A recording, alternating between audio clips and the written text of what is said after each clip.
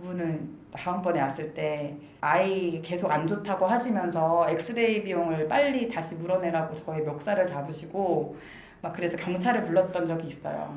그래서 그 다음 진료를 보는데 눈물이랑 콧물이 계속 나가지고 너무 서럽고 진짜 멘탈이 계속 흔들렸어요 그날. 진짜 힘드셨겠어요. 네. 그때.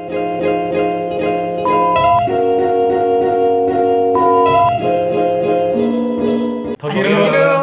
네, 안녕하세요. 전 덕다이버 한승우. 네, 안영찬. 수의사 권정현입니다. 저희 오늘 수의사님과 함께 수의사의 세계에서 한번 다양한 얘기를 나눠보도록 하겠습니다. 수의사는 다 동물병원에서 일하시는 건 아니잖아요. 그렇죠. 네, 어느 곳으로 많이 나가시나요? 요즘에는 동물병원도 많이 가시기는 한데 네네. 사료회사, 뭐 마사회도 가시는 분 계시고 공무원으로도 좀 많이 가시는 것 같아요. 네, 그리고 약품회사 같은 것도 약품회사요? 네, 분이고요. 그러면은 이런 다양한 진로 중에 그래도 수의사분들이 선호하시는 영역은 선호하시거나 요즘 여기 뜨는 영역. 네, 나중에 사업을 하실 거를 생각해서 이제 임상수의사라고 해가지고 이제 우리가 아는 동물병원으로 가시는 분이 이제 비율이 좀 더 높은 걸로 제가 생각이 돼요. 네. 그러면 임상수의사가 정확히 어떤 건가요? 임상수의사는 우리가 아는 동물병원에서 근무하시는 수의사분들을 저희가 임상수의사라고 하고요. 네. 뭐 대학병원에서 근무하시는 그런 분들 동물 진료를 바로 보는 분들이기 때문에 임상수의사에 속하죠. 자, 그러면은 일단 가장 궁금해하는 거 먼저 질문하고 시작할게요. 연봉이 일단은 궁금한데 네. 그 연봉이 아까 말씀하신 그런 봉직이랑 또 이제 진짜 내가 내 이름 걸고 개원했다. 네. 이걸로 나눠서 설명을 한번 해주시면 좋을 것 같아요. 예를 들어서 제가 인턴 때 네네. 150만 원을 받았어요. 거의 1년 정도를 인턴이라고 보는데 그때가 사실 7, 8년 전이기 때문에 많이 좀 낮은 편이긴 했었거든요. 네네. 근데 그때는 원장님께 배운다는 느낌도 있어서 월급을 많이 높게 쳐주지는 않았었고요. 네. 저는 150만 원에 월세까지 30만 원 줄이고 나면 남는 게 120으로 한 달을? 네, 차가운 골방에서 진짜 눈물을 이렇게 흘리면서 살았던 기억이 있어요. 아, 내가 이러려고 6년 공부하고 유학까지 1년 갔다 왔나. 네네. 그때는 진짜 저는 이렇게 수의사가 되면 그런 로망이 있었거든요. 네. 뭔가 엄마 아빠한테 막 효도하고 막 돈도 막 잘 벌어가지고 잘 나가는 거 보여주고 싶었는데 현실은 그렇지가 못해가지고 되게 너무 슬펐었어요. 그럼 요즘 인턴은 얼마 정도 받아요? 요즘에는 그렇지는 않고요. 네네. 그래도 이제 근무를 하고 일을 시키는 그런 게 있어서 매달 250 월급 정도부터 시작한다고 들었고 네. 잘 받는 분들은 그보다 더 많이 받는다고 하더라고요. 초봉이. 그럼 약간 여기도 인턴은 일반 병원에서 한다고 한 얘기 들으니까 의사나 치과처럼 인턴 레지던트가 시스템이 딱 구축된 게 아니라 오히려 네. 약간 한의사처럼 어디 좋은 데 가서 그냥 잘 배워야 되는 네, 맞아요. 잘 골라서 네. 도제식 스타일이 강하기 때문에 처음 병원을 선택할 때 되게 중요하게 보고 가는 편이고요. 그래서 네네. 선배님들 따라서도 많이 가고 지인분들 따라서도 가고 이렇게 해요. 그러면 4, 5년 차 되면 한 얼마 정도 받아요? 협상이라고 되어 있는데요. 네네. 400 이상부터 시작하고 근데 또 잘 버시는 분은 정말 월급이 어마어마하게 높은 분도 계시고 협상을 잘 못하고 할 때는 낮은 분도 계시고 그래요. 그럼 평균 한 400 정도라고 생각을 해보면 될까요? 네, 한 그 정도 되지 않을까요? 근데 이런 건 있어요. 저희가 근무 시간이 꽤 긴 편이라서 네네. 10시간 정도를 많이 하거든요. 주 5일제를 하고 좀 근무 시간이 다른 거에 비해서 긴 것 같아요. 제가 느끼기에. 아, 진짜. 내가 보기에는 400도 이거는 박봉이다. 왜냐면 근무 시간이 기니까. 아, 네, 오케이. 네, 그럴 수도 있다. 네. 그러면은 이렇게 근무하는 분 말고 네. 내가 이제 진짜 개원했다. 네.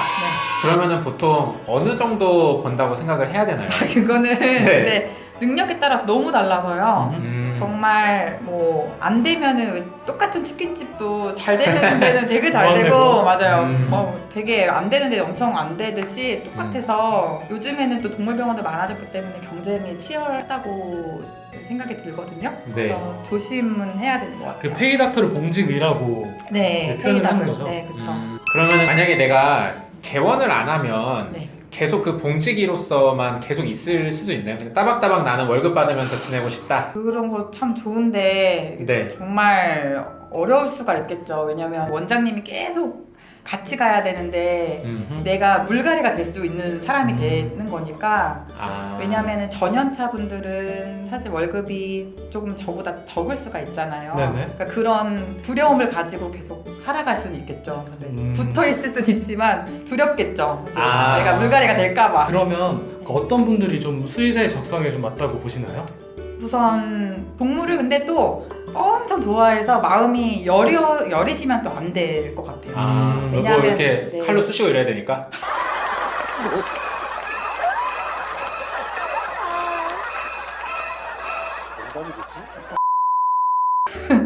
표현이 칼로 쓰시는 것보다는 어. 이렇게 우선은 뭐 수술도 하셔야 되기도 하고 아이들이 건강이 안 좋아서 잘 안 되는 아이들도 있고 하다 보니까 정신적인 트라우마를 잘 견딜 수 있는 정신이 어떤 위기 상황도 잘 좀 헤쳐나가고 극복할 수 있는 사람, 그리고 둘째는 신체도 되게 강해야 돼요.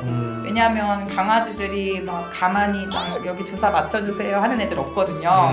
네, 다 움직이고 다 싫어하고, 고양이 같은 경우에는 특히 되게 위험할 수도 있어요. 도망도 다니고 핥히기도 하고 무는 경우도 있기 때문에 아이가 스트레스 덜 받게 제압을 빨리 해서 빨리 끝내줄 수 있으려면 힘이 좀 있어야 돼요. 그래서 여자분들도 뭐 못하는 건 아니지만 근육 운동이라도 해서 힘이 좀 있으신 분들이 좀 좋지 않을까 싶어요. 그러면은 개원을 만약에 하게 되면은 사실 요즘 의사 같은 경우도 손님을 얼마나 나이스하게 응대하느냐가 사실 영업의 핵심인 그쵸. 경우가 많잖아요. 여기도 비슷하다고 봐야 되나요? 그쵸, 많이 그래요. 왜냐면 강아지들이나 뭐 고양이나 동물들은 말을 못하기 때문에 그 아이들이 아픈 거를 잘 표현을 못 하거든요. 그래서 저희가 그거를 찾아 나가는 과정에서 보호자님도 이렇게 마음을 어루만져야 될 때가 있어요. 네, 왜냐면 저희가 생각할 때는 얘만 케어를 하는 게 아니라 이분도 함께 케어해야 된다고 생각하거든요. 이거를 잘 하시는 분은 뭐 사실 봉직위에서도 잘 하는 거고 원장님 돼서도 잘 하는 것 같아요. 그러면 커뮤니케이션 능력이 진짜 중요한데 커뮤니케이션 능력이 약간 떨어지면 아예 못하나요? 아니, 그렇지는 않고요. 또 자기가 좋아하는 분야가 있을 수 있잖아요. 어떤 분은 이제 정형 쪽이나 뭐 아이 어떤 그 내과적인 면에서 박사과정 받으시거나 이런 걸로 해서 오히려 이제 치료에 집중하시는 분들도 계시죠. 뭔가 우리도 소아 뭐 바로 가정의학과에 가면 뭐 궁금한 것도 여쭤보고, 근데 그런 분들이랑 또 대학병원에서 교수 하시면서 그렇게 하시는 분들이랑 또 좀 다르잖아요. 접근하는 그런 것들이, 그런 거는 수의사도 마찬가지인 것 같아요. 자기 스타일에 맞는 그런 방향으로 나가면 된다. 그쵸. 네, 일하시면서 어떤 점이 즐거우세요? 즐거운 점은 우선은 제가 보호자님들이랑 이미 말을 할 때 좀 그걸 느껴요. 보호자님들이 저를 믿고 신뢰를 하면 그걸 느낄 때가 있거든요. 그러니까 아이도 그분들이 데리고 오신 아이들이 정말 안 좋았었는데 좋아져서 나가는 걸 보면 그것만큼 즐거운 건 사실은 없죠. 근데 아까 저는 이거 더 이전에 사실 전문직이잖아요. 네. 그래서 어떤 전문직으로서의 장점도 분명히 있을 것 같아요. 그래서 그것도 역시 즐거운 점일 것 같은데, 뭐 그런 거는 뭐 예를 들면은 쉬고 싶을 때 그냥 그만둘 수 있나요? 맞아요. 아니면 다시 돌아가기 어렵다거나. 그러니까 뭐 회사 다니는 친구들은 무슨 일이 있어도 뭐 상사분들이 안 좋아도 계속 참고 견뎌야 된다고 하더라고요. 왜냐하면 다시 또 이직하기가 쉽지가 않으니까. 근데 어떻게 보면은 이거는 기술직 같은 느낌이어서 전문직이기 때문에 병원을 옮기거나 하는 방향은 사실은 있어서 저는 아기 낳고 3개월 만에 또 다시 바로 복귀를 했거든요.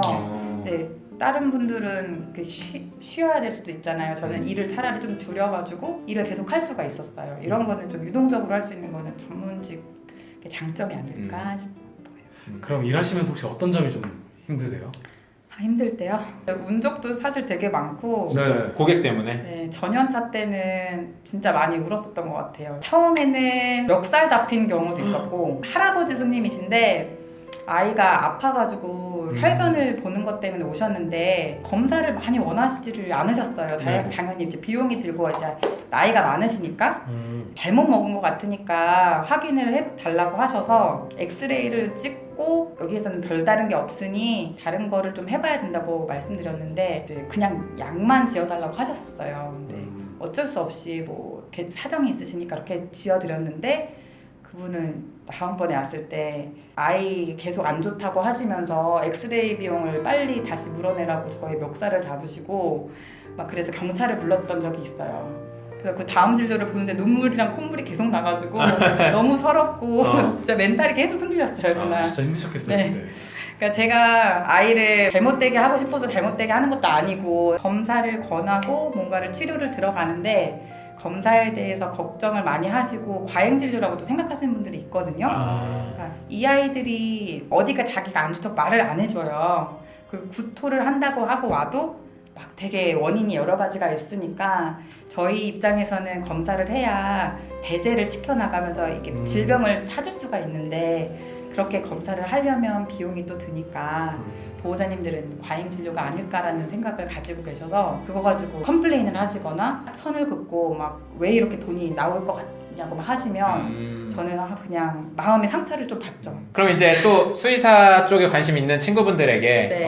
여기 장내 업황은 어때요? 요즘에 경제가 안 좋아서인 걸 수도 있고요. 동물병원이 예전에 비해 참 많아졌어요. 경쟁이 심해지다 보니까 수의사분들도 이제 이 사이에서 막 되게 힘들다고 하신 분들도 사실 많거든요. 자기의 무기가 없으면 여기서도 살아남기가 어려운 이제는 상황이어서 어떻게 보면은 내 능력을 키우면 좋게 할 수도 있는 거라서 뭐 안 좋다고만 할 수도 없고 근데 또 다 좋은 것도 아니고 그래서 능력치에 따라 너무 달라요. 일단 뭐 수의사에 대한 기본적인 얘기들 여기까지 해보고요. 그 다음 시간에는 이제 수의사로서 어떤 보호자분들에게 들려주고 싶은 얘기들 하는 시간 갖도록 하겠습니다. 여기까지 감사합니다. 하겠습니다. 감사합니다. 감사합니다.